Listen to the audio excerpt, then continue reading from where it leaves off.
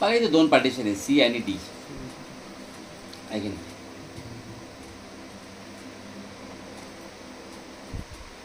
इथं काय बघू ना, मिंटू मिंटू भाऊ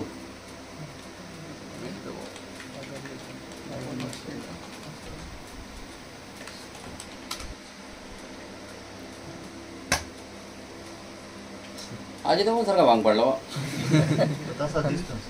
हां नंतर की आन बान छान आहे तो.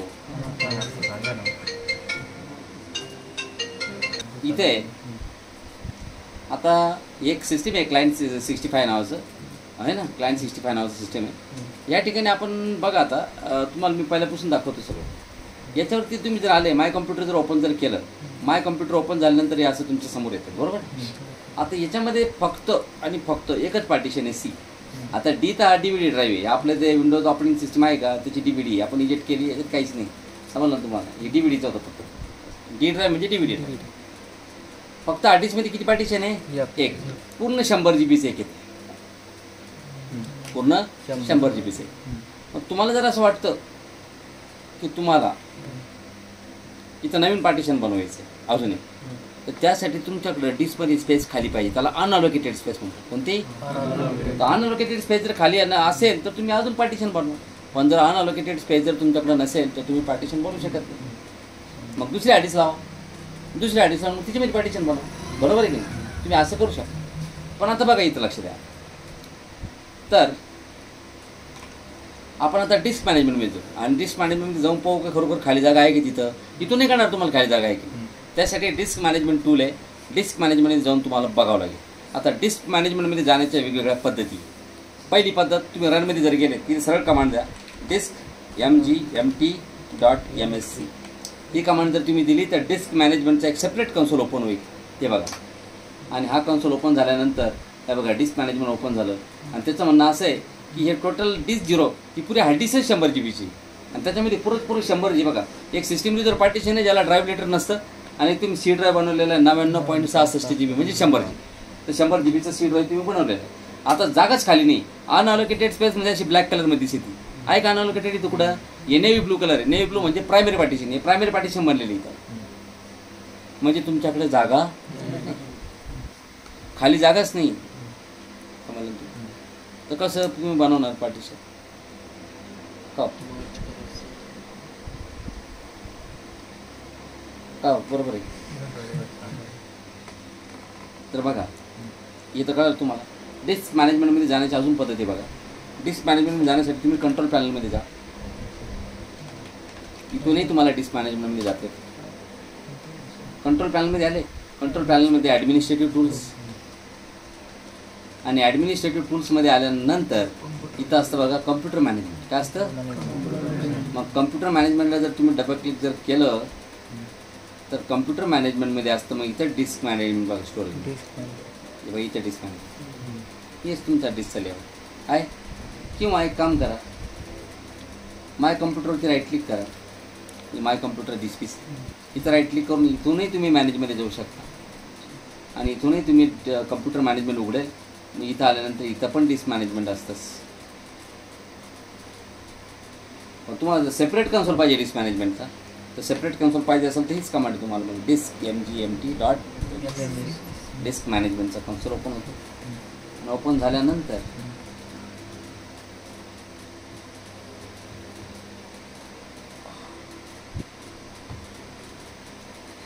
हे बघा. आता आपण एक काम करू, श्रिंक करू.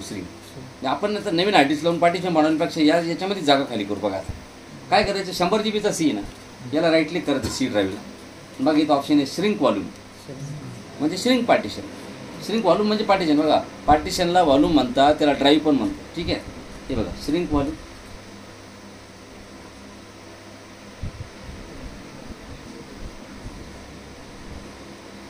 बघा त्याने तुम्हाला सजेस्ट केलं की टोटल एवढं श्रिंक करतो. पण आपल्याला किती श्रिंक करायचं आहे आपण म्हणून मला फक्त 20 GB श्रिंक करायची. किती? 20.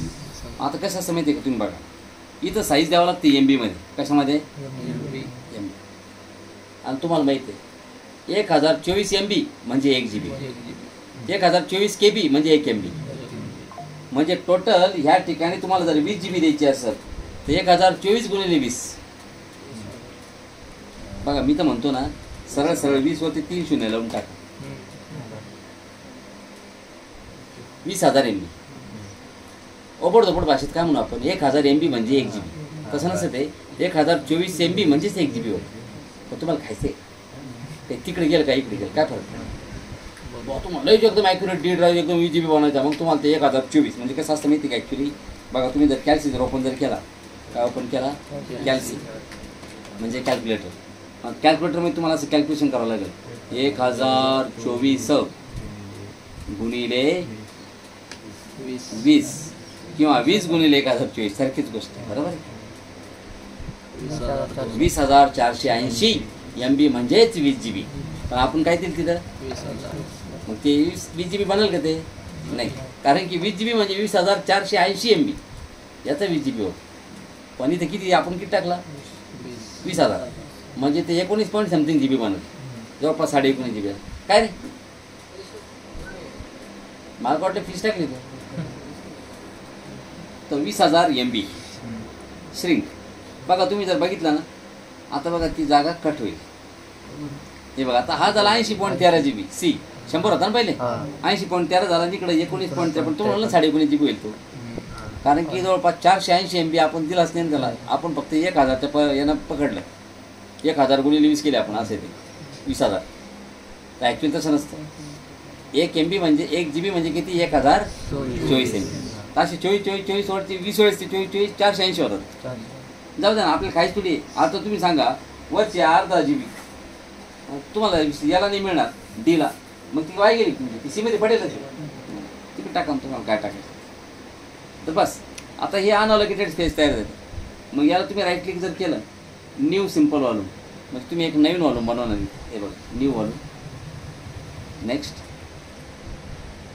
आणि simple volume size in MB size द्या. आता 19,999 म्हणजे 20,000 आहे ॲक्च्युली. नेक्स्ट करा. Assign the following drive letter. कोणतं ड्राईव्ह लेटर द्यायचं ते म्हणतं तुमच्याकडं E ड्राईव्हपासून पुढं अवेलेबल आहे, C आणि D नाही. आता C आणि D कशामुळे नाही माहिती का, हे बघा याचं कारण. C ड्राईव्ह तुमचा हा आहे हार्ड डिस्कचा, आणि D तुमचा CD DVD ड्राईव्ह, हा DVD ड्राईव्ह आहे की नाही, D. मग आपल्याला E देतोय तो. तुम्हाला Eच्या पुढचा कोणता घ्यायचा तुमच्या मनाने घ्या, पण C आणि D नाही मिळणार, तो ऑलरेडी दिला गेला असं. चला ठीक आहे, E घेऊ आपण. नेक्स्ट, अँड याला आपण लेबल देऊ डेटा. लेबल म्हणजे काय, तुम्हाला सांगितलं लेबल काय असतं. लेबल म्हणजे बघा घरामध्ये ज्या गृहिणी असतात, हाऊसवाईफ्स वगैरे असतात, किंवा तुम्ही जनरली बघितलं असाल ना खूप साऱ्या ठिकाणी घरात तुम्ही बघितलं ना. आता माझ्या घरात तुम्ही पाठीमागे डबे, तर लहानपणी मीच त्याच्यावर नाव टाकून ठेवलं होतं. कारण की माझ्या आईने सांगितलं होतं की बाबा आता बघा तुम्ही ते पत्र्याचे डबे, आता पत्र्याच्या डब्यावर कसं काय कळणार बरं माझ्या आईला की याच्यामध्ये काय आहे, इकडून तिकडून ठेवलं जाऊ शकता ना. मग मी डेटा हे लेबल दिलेलं आपण, म्हणजे काय असतं ह्या ड्राईव्ह जो आहे ना, हा व्हॉल्यूम आहे ना, वरतून पाहिल्याबरोबर कळतं याच्यामध्ये डेटा आहे. हां, डेटा, सॉंग्स, मूवीज. आता तुम्ही जर मूवीज लेबल दिलं, कोणी काय करणार, अरे यार याच्यामध्ये मूवीज ठेवेल बरं का, मग डबल क्लिक करून त्याच्याच आहे. आता तुमच्या काय 4-5 ड्राईव्ह, CDEF 4 ड्राईव्ह. मी एकाला लेबल दिलं OS, C ड्राईव्हला काय लेबल दिलं OS ऑपरेटिंग सिस्टम, Dला लेबल दिलं डेटा, Eला दिलं सॉंग्स, आणि Fला दिलं मूवीज. बरोबर वरून लेबल पाहिल्यावर कळतं. भले तुम्ही ज्या ड्राईव्हमध्ये मूवीज आहे त्या डबल त्याच्यात भले एक पिक्चर ठेवले नाही तुम्ही, पण लेबल मूवीज आहे समजलं तुम्हाला असं. चला, परफॉर्म अ क्विक फॉर्मॅट. आता एक फास्टमध्ये फॉर्मॅट करत कसं असं माहिती का, बघा एक नियम आहे, म्हणजे तुम्हाला माहीत असेल, तुम्ही एक म्हणपणे म्हणता बघा ती, आपलं ते लेकरू आणि दुसऱ्याचं ते काट आहे ना, तसं कन्सेप्ट आहे. म्हणजे आपलं स्वतःचं जर डिस्क असेल, आपली स्वतःची हार्ड डिस्क जर असेल ना, ते क्विक फॉर्मॅट नाही करायचं असं, साधं फॉर्मॅट. लेकरू आहे ना, म्हणजे याचा अर्थ असा होतो की फास्ट फॉर्मॅट केलं का ड्राईव्हची इंटिग्रिटी कमी होते, आणि त्याच्यामुळे तुमचा डेटा टाकण्याचा, डेटा रिट्रीव्ह करण्याचं स्पीड कमी होतं. फास्ट फॉर्मॅटमध्ये काय राहतं, पुरी इंटिग्रिटी होत नाही ना, त्यामुळं मग ते स्लो होऊन जातं थोडंफार. ठीक आहे, डेटा स्टोरिंग करणं वगैरे स्लो होऊन जातं. ठीक आहे, तर हे बघा आता तुम्ही आपण फास्ट फॉर्मॅट करणार आहे. तुम्हाला सर आपलं हे बरोबर आहे की तसं नाही. हे VMRमध्ये तसं ॲक्च्युअली होत नाही ते, बरोबर आहे की नाही, फिजिकली पद्धती, त्यामुळे केलं तरी चालतं. हां, क्विक फॉर्मॅटमध्ये फायदा काय होतो, क्विक फॉर्मॅट जे असतं, क्विक फॉर्मॅट म्हणजे सेकंदामध्ये फॉर्मॅट होतं. आणि तुम्ही जर क्विक फॉर्मॅट नाही केलं तर त्याला मग जवळपास 3-4 मिनिट लागतं फॉर्मॅट. फिनिश.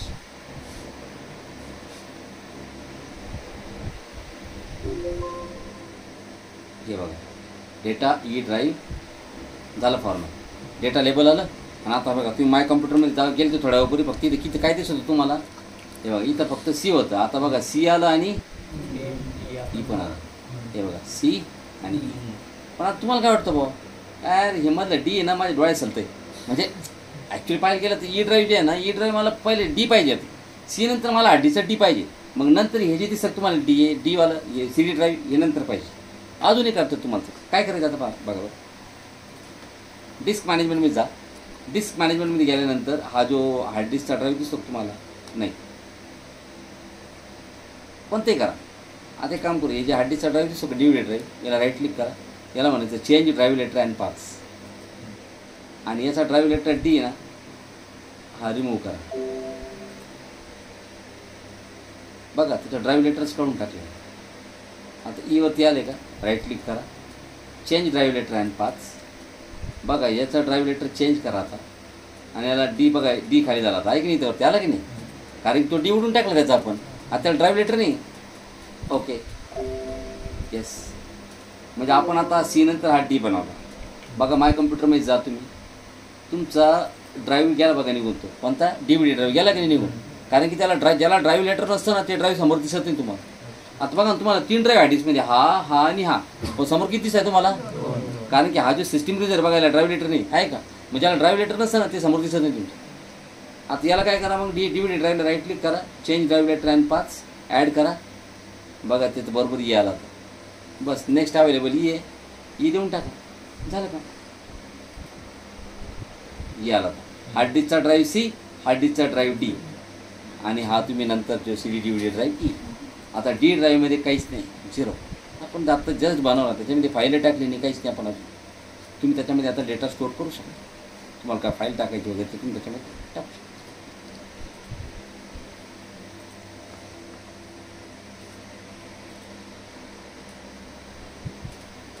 तुम्हाला जर असं वाटतं की पार्टिशन नको आहे तुम्हाला डी ड्राईव्ह, तर तुम्ही त्याला डिलीट करू शकता. हे बघा मी या डी ड्राईव्हला राईट क्लिक केलं, डिलीट.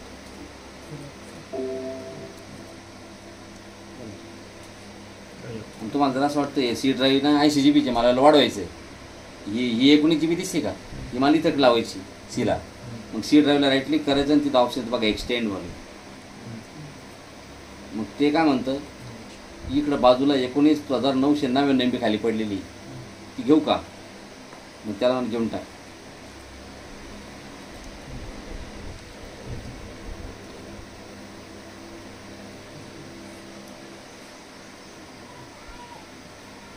झालं 99.66.